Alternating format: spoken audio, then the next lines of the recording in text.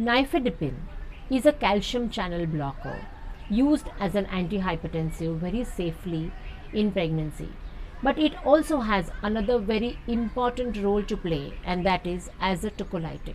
And nifedipine can be used as an effective tocolytic, especially the oral nifedipine, because it doesn't have to be delivered through an intravenous access, and one can use it as an acute tocolytic by placing it orally and asking the woman to sip it with a sip of water. Now, how much nifedipine do you use for tocolytic? First, immediately one can give her 10 milligrams of nifedipine orally, and we know that the mechanism of action of nifedipine consumed orally would start off in 5 to 10 minutes. Additional 10 milligrams of oral capsule will be given if there is no subsidence of the uterine contraction after 20 minutes. So you keep a watch. It's always better to put the patient onto the electronic fetal monitoring with the Toco probe. And you can monitor the uterine contractions and ask the patient for her perception.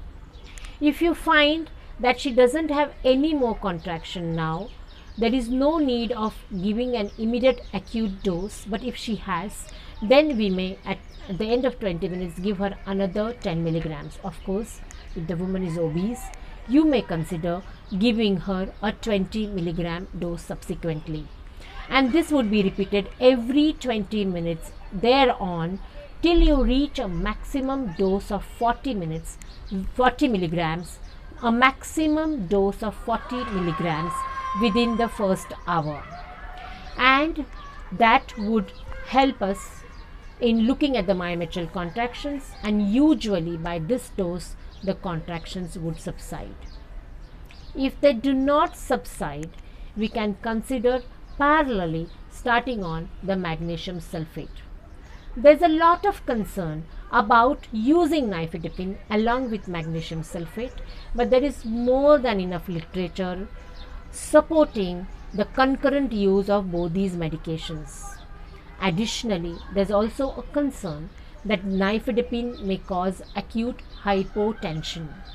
But nifedipine, when administered in a normotensive woman, doesn't cause hypertension.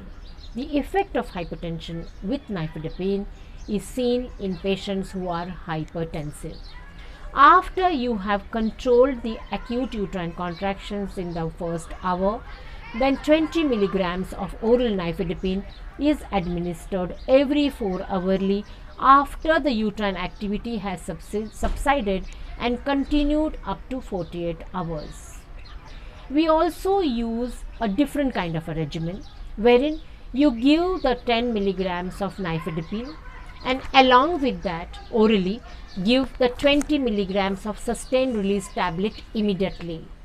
And this has given us excellent results, and this can be continued as a twice daily dose for the subsequent 72 hours.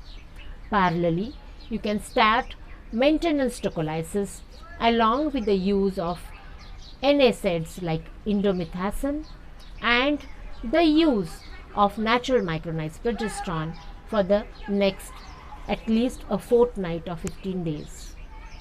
This is the way in which you can administer nifedipine as an effective tocolytic. Remember, never to administer nifedipine sublingually because it gets absorbed very fast and can cause catastrophic hypotension.